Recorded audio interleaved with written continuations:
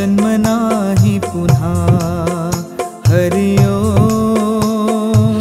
तर सगळ्यांना श्री स्वामी समर्थ. माझ्या यूट्यूब चॅनलवर तुमच्या सगळ्यांचं स्वागत करते. स्वामींचरणी प्रार्थना करते की हे स्वामी महाराज सगळ्यांना सुखात, समाधानात, आनंदात आणि ऐश्वर्यात ठेवा. तुमचं नामस्मरण अखंड मुखात असू द्या, ही स्वामींचरणी प्रार्थना करते आणि आजच्या व्हिडिओला सुरुवात करते. तर अमावस्येच्या दिवशी बघा मी छान देव उजळवून घेत आहे. तर मी फक्त दह्याने देव उजळवते, बाकी तर दुसरं काहीही लावत नाही. पावडर वगैरे तर मी वापरत नाही आणि असं पितांबरीने वगैरे तर घासत नाही. आणि दह्याने छान स्वच्छ होतात. आणि जेव्हाही तुम्हाला वाटतं ना की कुठे काळपट डाग पडला आहे किंवा काळं आहे, तर तिथे काय करायचं, एक 5-10 मिनटं ना ते दही लावून ठेवायचं, जेणेकरून ना तिथला डाग थोड्या वेळाने निघून जातो. तर बघा नुसतं दह्याने मी घासते, पण तुम्ही आधीची पिंड आणि नंतरच्या पिंडीमध्ये फरक बघा. फक्त दह्याने मी छान देव उजळवून घेतले आणि महाराजांच्या मूर्तीला सुद्धा मी छान दह्याने उजळवून घेतलं. ॲक्च्युली माझी मूर्ती ही संगमरवरी आहे. तर मी जी होती म्हणजे अक्कलकोटनं आणलेली मूर्ती आहे ती, तर मी तीच माझ्या देवघरामध्ये स्थापन केलेली आहे. मूर्ती कुठलीही असली तरी आपले स्वामी महाराज आहेत, हे जास्त महत्त्वाचं. तर बघा मग त्यानंतर सगळी देवघर जे आहे ते सगळं साफ करायचं होतं.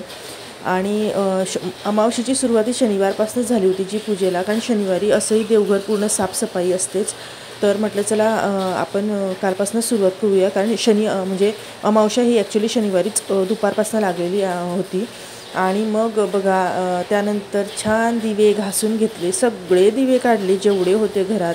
आणि हा जो मोठा दिवा, हा अखंड दीप लावण्यासाठी खूप छान आहे, जो मला आईने दिलेला आहे. आणि खूप छान असा हा दिवा आहे, जेणेकरून ह्याच्यामध्ये जेव्हा आपण दिवा लावतो ना तर बघायची गरज नसते.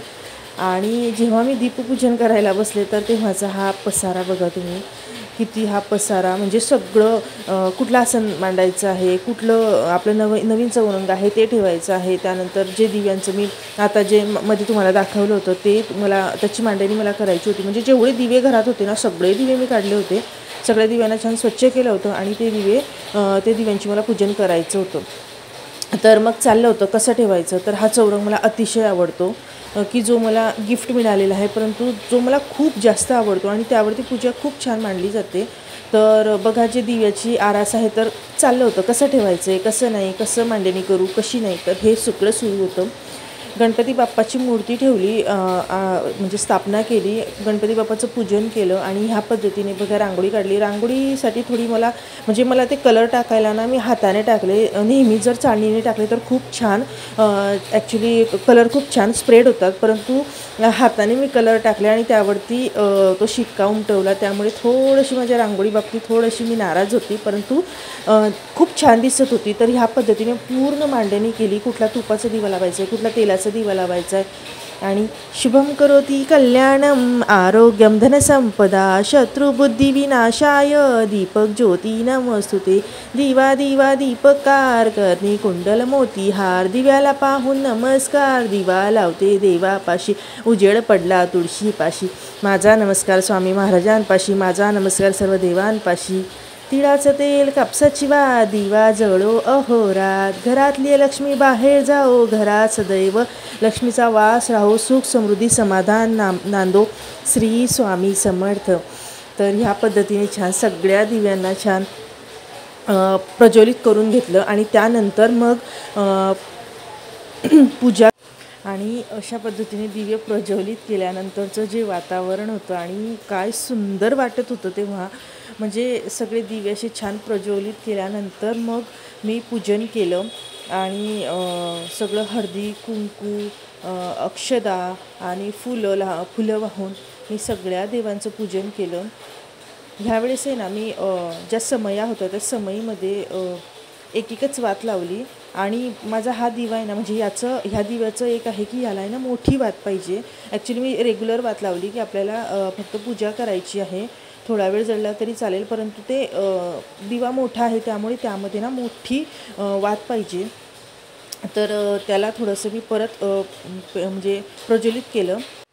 त्यानंतर गणपती बाप्पाचं पूजन झाल्यानंतर सगळ्या दिव्यांचं छान पद्धतीने पूजन करून घेतलं. दिवा म्हणजे काय तर अंधाराकडनं प्रकाशामध्ये नेण्याचं काम आपल्याला दिवा हे करत असतं. आणि दिव्याकडनं एक खूप छान शिकण्यासारखं आहे की स्वतः जळून दुसऱ्यांना प्रकाश देण्याचं काम हे दिवा करत असतं. तसंच आपलं आयुष्यही असायला हवं.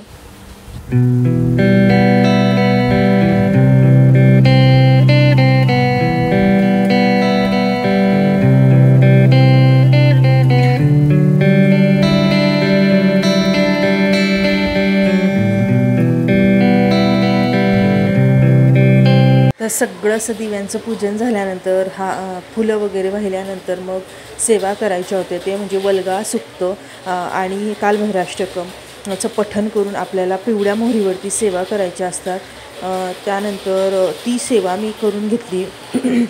बघा, पिवळ्या मोहऱ्या हातात धरून कालभैरवाष्टकमचं 11 वेळेस पठण, वल्गा सुक्त, तर ही सेवा केली.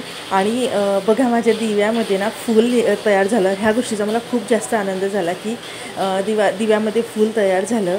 आणि दुसऱ्या दिव्यामध्ये थोडंफार होणार होतं. या दिव्यामध्येही जो चांदीचा दिवा होता त्यामध्येही तर आणि सर्वात महत्त्वाची गोष्ट जी खूप दिवसापासून होतच नव्हती ती म्हणजे काय तर कोहळा बांधायचं होतं. आणि स्टँड आणून खूप वर्ष झाली होती पण कोहळा बांधण्याचा तो योग येत नव्हता. आणि काल तो योग आला. खूप छान दिवसावरती माझ्या प्रवेशद्वाराच्या समोर मी कोहळा बांधला. तर अशी छोटासा माझा व्हिडिओ होता. तुम्हाला कसा वाटला मला नक्की कळवा. व्हिडिओ आवडल्यास व्हिडिओला लाईक करा, शेअर करा, सबस्क्राईब करा. केलेली सेवा मी स्वामींचरणी अर्पण करते. श्री स्वामी समर्थ. जय जय स्वामी समर्थ.